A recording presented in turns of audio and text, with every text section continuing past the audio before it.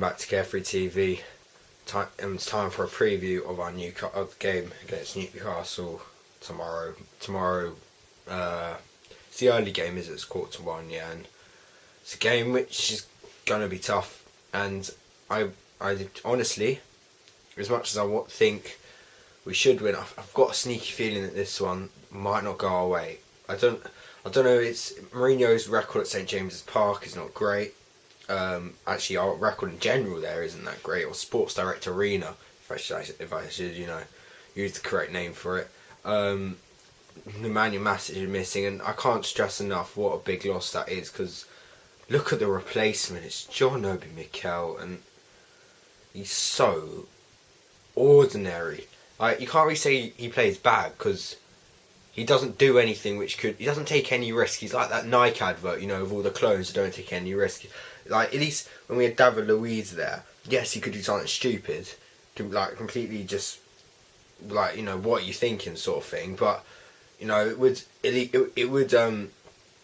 influence the game. Mikel, he's so sideways, backwards, he doesn't influence the game enough. And for me, he doesn't win enough headers for someone of his height at all.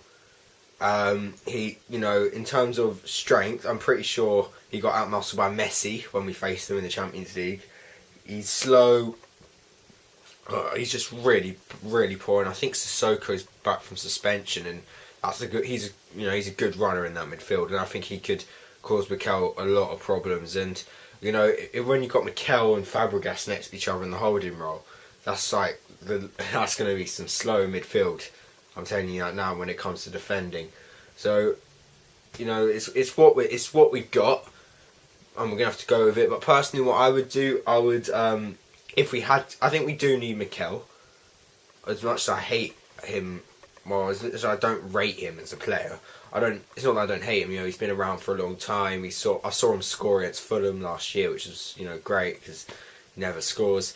And and I always see he always comes across quite a nice guy in his interviews and stuff. But as much I don't rate him as a player, and but I think his height and physicality, if he can use it, could be key in this game. So I think, but I wouldn't play him along with Cess.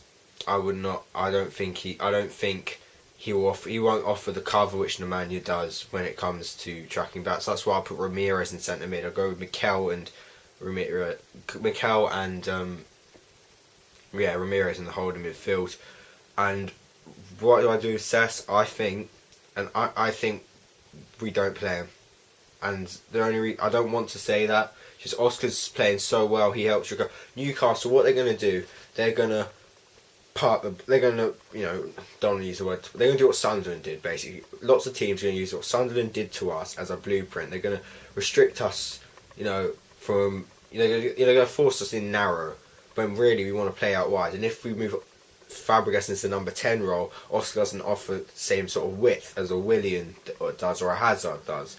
So that's why I think, just for the purpose of this game, which is a tough game because Newcastle haven't been too bad this season, and also I think we'll give Cess a rest as well because he's played a lot of football, and he's one game away from getting the suspension as well. He's one yellow card away as well. So that's why I think, if you really think about it, him not playing this game is a possibility, because I think Oscar number 10 is fantastic. I think we need to keep him playing there, get him used to the role. I think that Willian on the right and Hazard on the left is it's a good combination. It's working nicely, and we can always bring Fabregas on if the game does get tight.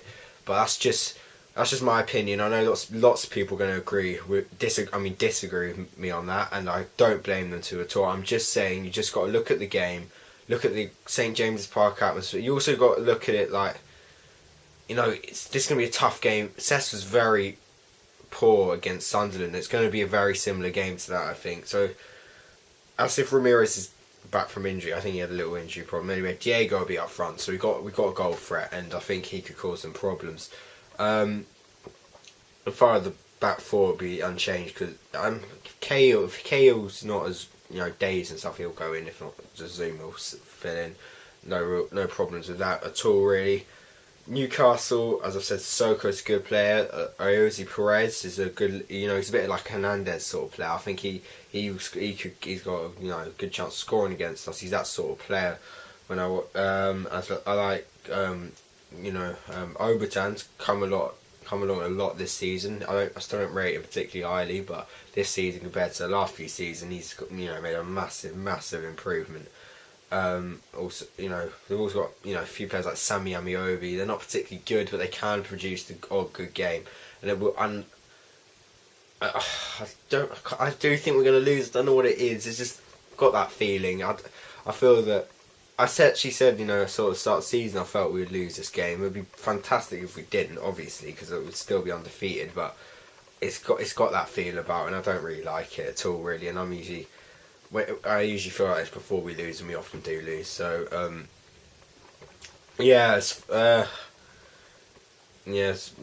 not really sure they are in the league. They're sort of upper half of it, and hopefully, I think if we are to win this game, we need to get an early goal and just sort of control the game. Because remember, those fans, they're waiting for another bad performance to get on Alan Partey's back. That's what the Newcastle fans are. Yes, they come in good numbers.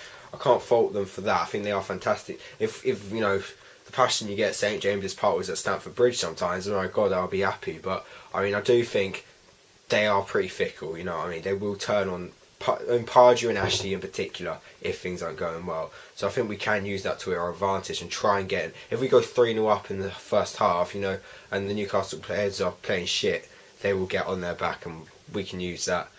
I think City. I've forgotten who City are playing. I think they're playing Everton or someone quite difficult. So this could be a chance to move. Extend the 6-point lead at the top. But I hope you lot will enjoy the game if you go into it, or you're going to be listening to Michael Owen on BT Sport or whatever, which is tough to do. He's so shit, isn't he?